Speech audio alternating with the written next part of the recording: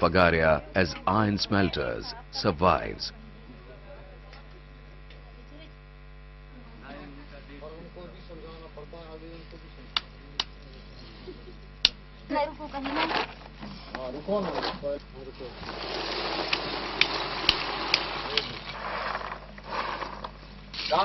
The smelting process cannot start before the worship of Lohasur, the iron demon, Agyasur, the fire demon, and Koilasur, the charcoal demon. Even the wind is venerated, or the bellows won't work. Various tribal heroes like Agarsai, Sabarsai, Logundi Raja, Jwalamukhi, and Karyakor are worshipped as the ancestors.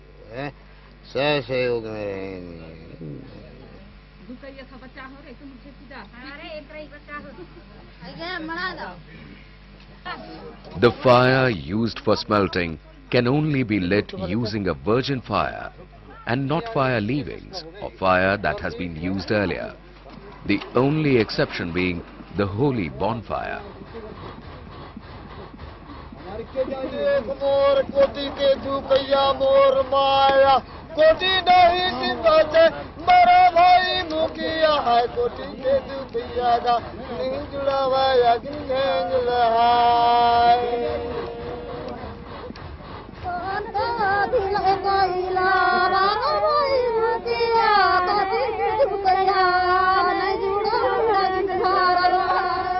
A popular Agaria legend tells of the great war between Logundi Raja and the sun.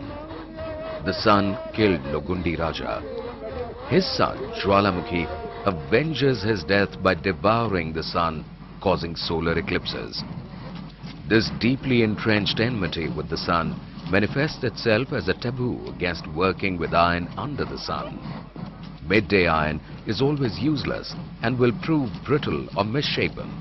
As we found out, one of the reasons for this is that a strong day breeze in this area affects the smelting process.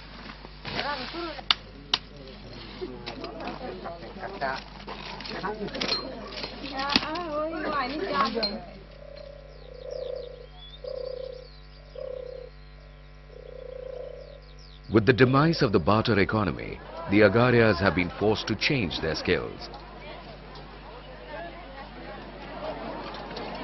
1 kilo of iron is available for just 20 rupees in the local market, and so it has become impossible for them to compete. Now they have no choice but to change their means of earning a living.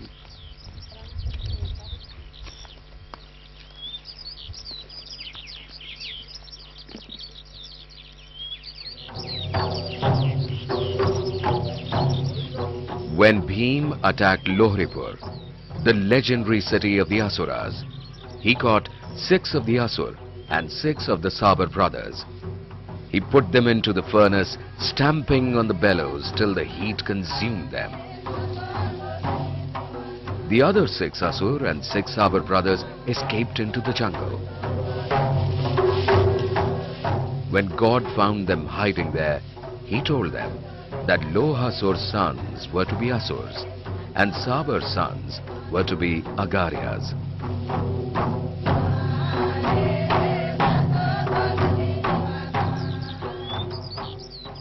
So we went in search of the mythical Asurs on the Netherhat plateau.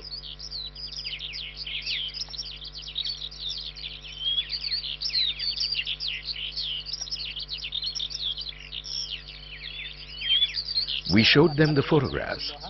They showed us slag remains and ruins of old furnaces. We were told that the process was prevalent in the area, but here too it had become extinct. We had obviously stirred up old memories of the passing of an age, as they directed us to another village not too far away, where just one Asur family is still keeping alive what is now a dying art.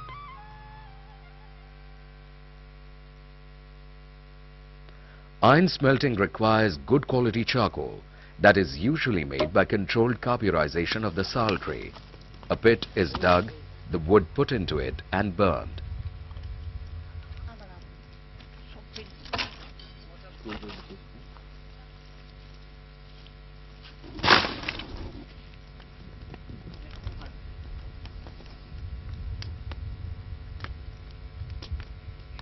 Then soil is thrown over it so that the wood burns in the absence of oxygen, resulting in a better quality coal that can burn for a longer time.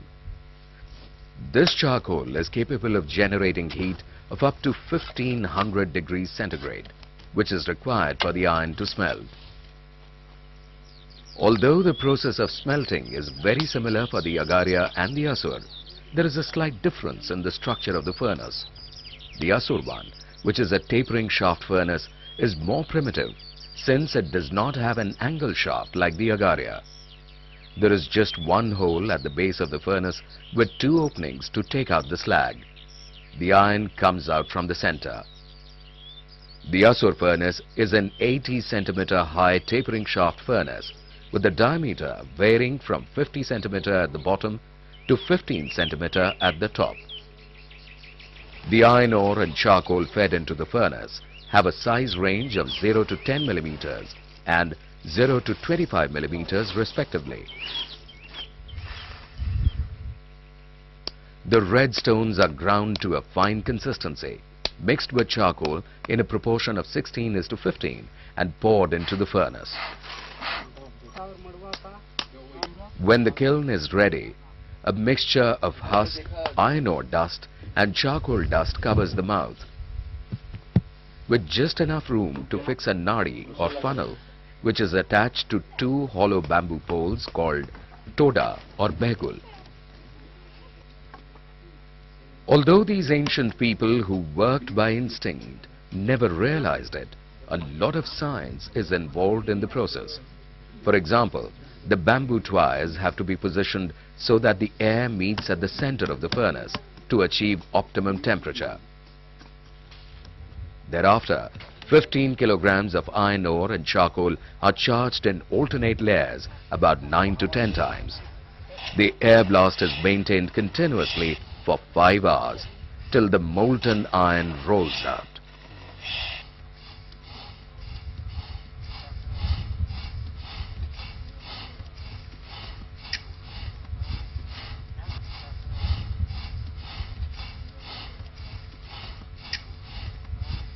What is truly remarkable is that even at a time when knowledge was so limited, the Asurs had an environment-sensitive outlook.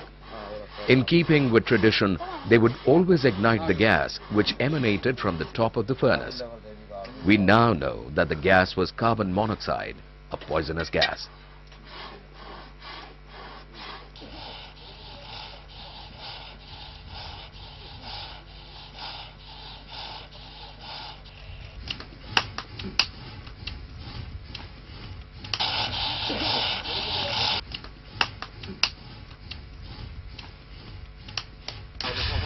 Wooden sticks are poked in through the twire from time to time to check for slag formation. Normally about 2 kilograms of slag is removed during the entire reduction period, in which 3 or 4 deslagging operations are undertaken.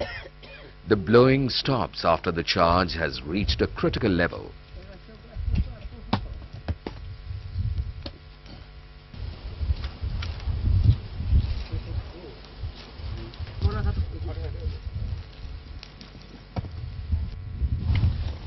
The wall is removed and the sponge iron lump is taken out.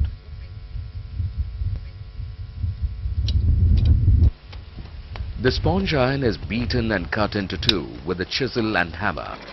It is reheated again in a separate furnace of the type a blacksmith uses. Repeated heating and beating causes a lot of slag to flow out of the sponge iron. About 30 to 50% weight reduction takes place in this step, and the iron is shaped, usually into an agricultural implement.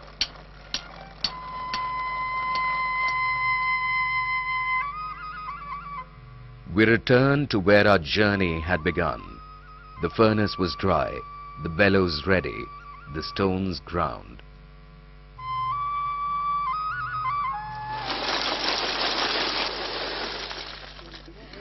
Preparations are afoot for the night of smelting, when the Agaria demons will be invoked.